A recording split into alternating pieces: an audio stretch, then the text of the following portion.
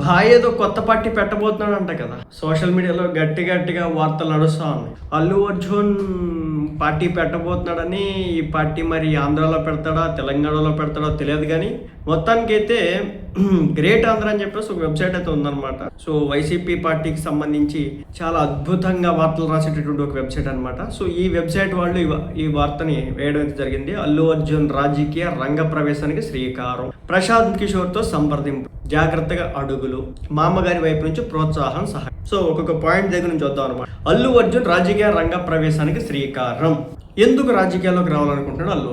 ఇక్కడ ఒకే విషయం అనమాట. బేసిక్గా సినిమా ఇండస్ట్రీలో ఒక స్టేజ్ వచ్చిన తర్వాత ఏం చేస్తారంటే రాజకీయాల్లోకి ఎంట్రీ చేస్తూ ఉంటారు. ఇప్పటి నుంచి కాదు, సీనియర్ ఎన్టీఆర్ గారు, తర్వాత అటు పక్క వెళ్తే కనుక ఎంజీఆర్ గారు, తర్వాత జయలలిత, తర్వాత ఇప్పుడు విజయ్, కమల్ హాసన్, రజనీకాంత్. సో సినిమా ఇండస్ట్రీలో ఉన్న వాళ్ళు రాజకీయాల్లోకి రావడం సర్వసాధారణం. ఎందుకంటే వీళ్ళకి ఫేమ్ ఉంటుంది, ఏదో ఒక నేమ్ ఉంటుంది. సో కాబట్టి ఏంటంటే ఆటోమేటిక్గా రాజకీయాల్లోకి వస్తే కనుక మనం చూసాం కదా, ఎవరు ఆయన సీఎం అయినాడు. సో అలా జరగవచ్చు అని చెప్పేసి కొంతమంది అనుకుంటారు అనమాట.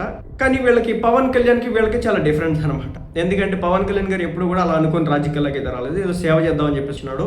సో ముందు నుంచి ఆ భావజాలంతోనే రకరకాలుగా చారిటీలు పెట్టినాడు, హెల్ప్ చేసినాడు. సినిమాల్లోకి వచ్చినటువంటి మొదట్లో నుంచి ఇప్పటి వరకు చేస్తూనే ఉన్నాడు. అయితే రాజకీయ రంగ ప్రవేశానికి స్వీకారం. తెలంగాణలో అల్లు అర్జున్ని అరెస్ట్ చేయడం కారణంగానే అల్లు అర్జున్ ఒక పార్టీ పెట్టాలనుకుంటున్నాడా, రాజకీయ రంగ ప్రవేశం చేయాలనుకుంటున్నాడా అనేది కూడా ఒక కొత్త వెర్షన్. ఎందుకంటే రేవంత్ రెడ్డి గారిని ఢీ కొట్టాలంటే ఆయన ప్రభుత్వమే కదా అరెస్ట్ చేసి ఆయన బొక్కలో పెట్టించి. తన తప్పుందా ఒప్పుందా పక్కన పెడదాం కొంచెంసేపు. బట్ హై ప్రొఫైల్ పీపుల్ ఎవరైతే ఉన్నారో, బిజినెస్ మ్యాన్స్ కావచ్చు, లేదంటే సినిమా సెలబ్రిటీలు కావచ్చు, లేదంటే పొలిటికల్ లీడర్స్, వాళ్ళ ఫ్యామిలీకి సంబంధించి చూస్తే కనుక జైలుకి వెళ్ళడం కొంచెం కష్టం. ఎందుకంటే వాళ్ళు మేనేజ్ చేయగలుగుతారు. బట్ అల్లు అర్జున్ పుష్ప 1 సినిమా వచ్చిన తర్వాత పుష్ప 2 లాంటి సినిమా వస్తుంటే హైప్ పీక్ లెవెల్లో ఉంటే దేశవ్యాప్తంగా ప్రపంచవ్యాప్తంగా ఈ సినిమా గురించి మాట్లాడుకుంటాం. సినిమా సెలబ్రిటీలతో పాటు అథ్లెట్స్ కూడా మాట్లాడితే ఇలాంటి సైన్స్ చేస్తూ ఉంటాయి. మరి అలాంటిది అల్లు అర్జున్ని ఆ సినిమా కంప్లీట్ ఎంజాయ్ చేయలేకపోయినాడు సక్సెస్ని. ఎందుకంటే ఎవరైతే ఆయన అభిమాని చనిపోవడం, సో అది అభిమాని యొక్క కొడుకు అనారోగ్యం పాలవడం, దాంతో ఆ సక్సెస్ని ఎంజాయ్ చేయలేకపోయినాడు. పైగా ఏంటంటే ఈయన అరెస్ట్ చేసి ఒక రేత్రంతా కూడా జైల్లో పెట్టినటువంటి పరిస్థితి. దీంతో ఇప్పుడు అల్లు అర్జున్ రాజకీయంగా ఢీ కొట్టాలనుకుంటుంది రేవంత్ రెడ్డి గారిని. అందుకే పార్టీ పెట్టబోతున్నాడని చెప్పేసి కొంతమంది మాట్లాడుకుంటున్నారు. ఇందులో ఎంతవరకు నిజమో నాకైతే తెలియదు. ఇక రెండవ వర్షం, అల్లు అర్జున్ ఏజ్ ఇప్పుడు ఇంచుమించు 43 నుంచి 44 సంవత్సరం, 43 to 44 ఇయర్స్ మధ్యలో అయితే ఉంది. అంటే ఇంకా మహా అయితే ఇంకా సినిమాలు ఎన్ని ఏళ్ళు చేయగలుగుతాడు? ఒక 10 ఏళ్ళు అనుకుందాం, అంటే 54 ఏళ్ళ వయసు. తర్వాత సినిమాలకి ఆటోమేటిక్గా దూరం జరుగుతూ ఉంటారు, ఎందుకంటే వయసు మీద పడుతూ ఉంటారు. సో కమర్షియాలిటీ విపరీతంగా పెరుగుతున్నటువంటి రోజుల్లో సర్వ్ అవ్వడం చాలా కష్టం అవుతుంది. యంగ్ పీపుల్ మాత్రమే సినిమాలు చేయగలుగుతారు, స్టంట్స్ చేయగలుగుతారు, జంజీని ఆకట్టుకోగలుగుతారు. కానీ ఇంకొక 10 ఇయర్స్ కల్లా తన పార్టీని నిలబెట్టుకొని తన రాజకీయంగా ఒక స్థాయికి రావాలంటే కానీ మినిమం 10 ఇయర్స్ పడుతుంది. కొన్ని పార్టీలకి 20 ఇయర్స్ అయినా కానీ స్ట్రగుల్ అవుతున్నటువంటి పరిస్థితి. బట్ ఏంటంటే ఒక పార్టీ మినిమం స్ట్రెంత్ అని అవ్వాలంటే కనుక మినిమం 10 ఏళ్ళు కావాలి, ఒక 2 ఎలక్షన్స్ మినిమం చూడాలి. కాబట్టి ఇప్పుడు పార్టీ పెడితే కనుక ఇప్పుడు 2026 అనుకుంటే 2036 కల్లా అటో ఇటో ఏదో ఒకటి చేసుకోవచ్చు. సో అందులో భాగంగా అయితే రావడం అయితే జరుగుతూ ఉన్నట్టుగా అర్థమవుతుంది. ఒక 10 ఏళ్ల ముందు నుంచి. ఇప్పుడు ఒకవేళ 54 సంవత్సరాల తర్వాత వస్తే ఏముంటుంది కదా, 64 సంవత్సరాల కల్లా పార్టీని స్ట్రెంథన్ చేసుకున్న తర్వాత ఏముంది? లేదు కదా, ఏముండదు రాజకీయ పరంగా. పవన్ కళ్యాణ్ గారి ఏజ్ ఇప్పుడు 54 అయితే ఆయన 10 ఏళ్ళు ఇంతకు ముందు నుంచే రాజకీయాల్లోకి వచ్చేసినాడు. యువరాజ్యం అని చెప్పేసి ప్రజారాజ్యం టైంలో 30 ఏళ్ల వయసులో రాజకీయాల్లోకి వచ్చేసినాడు కంప్లీట్గా. ఇంకా పార్టీ పెట్టే టైంకి ఆయన ఏజ్ అంతా. కాబట్టి మనం అర్థం చేసుకోవాలి, రాజకీయాల్లోకి యంగ్ ఏజ్లో ఉన్నప్పుడే రావాలి, లేదంటే కనుక పార్టీ సర్వైవ్ కాదు. రజనీకాంత్ గారు పెట్టారు, కానీ ఎందుకు వెళ్ళిపోయినాడు? ఎందుకంటే వర్కౌట్ కాదు కాబట్టి. కమల్ హాసన్ గారు పార్టీ పెట్టినాడు, ఎందుకని వెళ్ళిపోయినాడు? ఏజ్ ఫ్యాక్టర్ సపోర్ట్ చేయట్లేదు వాళ్ళకి. స్టార్డమ్ ఉంది, క్రేజ్ ఉంది, ఏజ్ సపోర్ట్ చేయట్లేదు. అదే మరి విజయ్ చూసుకుంటే స్టార్డమ్ ఉంది, ఏజ్ ఉంది, కాబట్టి కొట్టగలిగినాడు. సో ఇప్పుడు మనం గమనించాల్సిన విషయం ఏంటంటే ప్రశాంత్ కిషోర్తో సంప్రదింపులు. ప్రశాంత్ కిషోర్ అక్కడ చూస్తే కనుక విజయ్తో కొంతకాలం వర్క్ చేసినాడు, ఆంధ్రాలో జగన్మోహన్ రెడ్డి గారితో వర్క్ చేసినాడు, తెలంగాణలో కూడా కొన్ని పార్టీలతో వర్క్ చేసినాడు. కాబట్టి తనకి ఒక పార్టీని ఎలా నడపాలి, ఏ విధంగా తీసుకురావాలి, ఎలాంటి స్టంట్లు వేయాలనేది క్లియర్గా తెలుసు. వాళ్ళకంటూ కొన్ని టీమ్స్ ఉంటాయి కాబట్టి. సో ప్రశాంత్ కిషోర్తో సంప్రదింపులు అంటే అల్లు అర్జున్ వచ్చేసి ఎలా ఎలా ఎలా ఏ విధంగా ముందుకెళ్ళాలి, ఏ విధంగా పార్టీ పెట్టాలి, ఏ విధంగా వ్యూహరచన చేయాలి, ఏ విధంగా ప్రజల్లోకి వెళ్ళాలి, ఏ విధంగా చొప్పుకుపోవాలి, ప్రజల్లోకి చొప్పించుకుపోవాలి అనేది ఇప్పుడు అజెండా. అంటే ప్రజల్లోకి ఏ విధంగా ఒక పార్టీని తీసుకెళ్ళాలి, కొత్త పార్టీని ఏ విధంగా తీసుకెళ్ళాలి. రెండోది ఏంటంటే కమ్యూనిటీ సపోర్ట్ ఒకటి ఉంటుంది. అల్లు అర్జున్ వచ్చేసి కాపు కమ్యూనిటీకి సంబంధించినటువంటి వ్యక్తి. సో ఆటోమేటిక్గా ఎంతో కొంతమంది ఓన్ చేసుకుంటారు. పెద్దవాళ్ళు ఓన్ చేసుకోలేకపోయినా కానీ కుర్రోళ్ళు కాపు కమ్యూనిటీలో ఉన్నటువంటి కొంతమంది యువత ఓన్ చేసుకోవడానికి అవకాశాలు అయితే ఉంటాయి. ఎందుకంటే అల్లు అర్జున్ కూడా సొంత బేస్ అయితే ఏర్పాటు చేసుకున్నాడు కదా, సో ఉంటుంది. సో అందులో భాగంగానే ఏ విధంగా వెళ్తే ముందుకెళ్తే మనకు వర్కౌట్ అవుతుంది అని చెప్పేసి ఇప్పటి నుంచే ప్రశాంత్ కిషోర్, ఎలక్షన్ వ్యూహకర్త, రాజకీయ పార్టీల వ్యూహకర్త అయినటువంటి ప్రశాంత్ కిషోర్ని ఇప్పటి నుంచి మంత్రాలు చేయడం, ఇదే స్ట్రాటజీని అవలంబించినాడు అక్కడ విజయ్, సక్సెస్ అయినాడు. సో ఇప్పుడు అల్లు అర్జున్ కూడా అదే చేయబోతున్నట్టు తెలుస్తుంది. ఇంకా జాగ్రత్తగా అడుగులు వేయడం. అయితే ఏంటంటే రాజకీయాలు ఎట్లా ఉంటుందంటే ఎట్లా పడితే అట్లా వెళ్ళిపోతే కనుక ప్రజలు పట్టించుకోరు. సినిమా వాళ్ళ విషయంలో చాలా చులకన భావం ఉంటుంది ప్రజల్లో.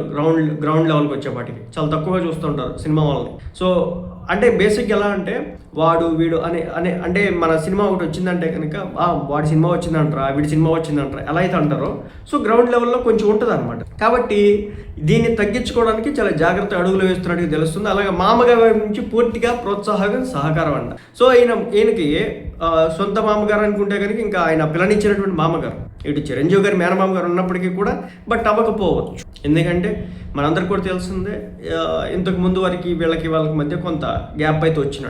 చిరు గారి ఫ్యామిలీ కను అల్లు అర్జున్ గారికి కొంచెం గ్యాప్ అయితే రకరకాల వార్తలు అయితే వచ్చి ఎప్పుడైతే అల్లు అర్జున్ జైల్లో వేసినారో ఇంకా అప్పుడు చిరంజీవి గారి అన్యతానే పూనుకొని అంతా కూడా చక్కదిద్దే ప్రయత్నం అయితే ఆ రోజు అయితే చేసినారు. అయితే ఇప్పుడు ఏంటంటే రాజకీయ పరంగా చూసుకుంటే అందరూ వాళ్ళ సొంత మామగారితో మాట్లాడుకుంటారు కానీ చిరంజీవి గారితో ఎందుకు డిస్కషన్. సో వాళ్ళ మామగారు ఎవరైతే స్నేహారెడ్డి గారు ఉన్నారో ఆమె తండ్రి గారు ఆయన వచ్చేసి ఇంతకుముందు బీఆర్ఎస్ పార్టీలో ఉన్నట్టున్నాడు, టీఆర్ఎస్ పార్టీ. ఇప్పుడు కాంగ్రెస్లో ఉన్నారు లేదు నాకైతే తెలియదు. సో మొత్తానికైతే ఆయన ప్రోత్సాహం సహకారం ఉందన్నట్లుగా ఈ వార్త యొక్క సారాంశంగా కనిపిస్తుంది. ఎందుకంటే ఆయన రాజకీయాల్లో యాక్టివ్గా అయితే ఉన్నాడు. అలాగే వాళ్ళకైతే వ్యాపారాలు, ఇన్స్టిట్యూషన్స్ కూడా ఉన్నాయి, ఎడ్యుకేషనల్ ఇన్స్టిట్యూట్స్ కూడా ఉన్నట్టున్నాయి. కాబట్టి ఫైనల్గా అల్లు అర్జున్ ఆంధ్రాలోకి ఎంట్రీ ఇస్తాడా, తెలంగాణలోకి ఎంట్రీ ఇస్తాడు. ఇప్పుడు ఆంధ్రాలోకి ఎంట్రీ ఇస్తే ఏ పార్టీలకు నష్టం, తెలంగాణలోకి ఎంట్రీ ఇస్తే ఏ పార్టీలకి ఎంతమైన నష్టం జరుగుతుందని చెప్పబోతున్నాను. ఆంధ్రాలోకి వస్తే కనుక బేసిక్గా ఏమంటే సొంత అభిమానులు మరి ఎంతమంది ఉన్నారు నాకైతే తెలియదు, ఎన్ని లక్షల మంది ఉన్నారు నాకైతే తెలియదు. ఆయన ఒక పార్టీ పెట్టుకొని ఆ పార్టీ మెంబర్షిప్ తీసుకున్న తర్వాత ఇంతమంది ఉన్నారనేది ఒక లెక్క అయితే వస్తుంది. అప్పటివరకు నేను చెప్పలేను,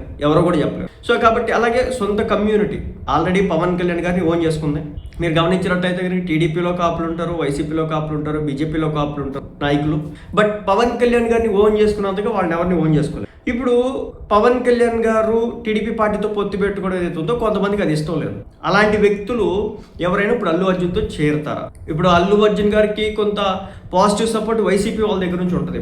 సో ఇప్పుడు అల్లు అర్జున్ ఏమైనా పార్టీ పెట్టి వైసీపీ పార్టీతో పొత్తు పెట్టుకుంటాడు, అంటే ఇండివిజువల్గా పోటీ చేస్తాడు. ఏందనేది తెలియాలంటే కాలం సమాధానం చెప్పాలి. మళ్ళీ చెప్తున్నా, రాజకీయాల్లోకి అల్లు అర్జున్ రాకూడదంటే ఎవరైనా రావచ్చు. రేపు జూనియర్ ఎన్టీఆర్ రావచ్చు, ఎల్లుండి రామ్ చరణ్ రావచ్చు, ఆ తర్వాత అక్కినేని ఫ్యామిలీ నుంచి ఎవరైనా రావచ్చు, మహేష్ బాబు కూడా రావచ్చు. అది వాళ్ళ ఇష్టం. కానీ వచ్చిన దాన్ని మనం రమ్మనాలి, ఎక్కువ మంది ఉండాలి రాజకీయాల్లో. కాబట్టి ఏదేమైనప్పటికీ మొత్తానికైతే 2028 ఎలక్షన్స్లో ఏమైనా కంటెస్ట్ చేయబోతున్నాడా, గ్రౌండ్ ప్రిపరేషన్ జరగబోతున్నాయా, ఆంధ్ర నుంచి వెళ్తాడా, తెలంగాణ నుంచి వెళ్తాడా అనేది తెలియాల్సింది.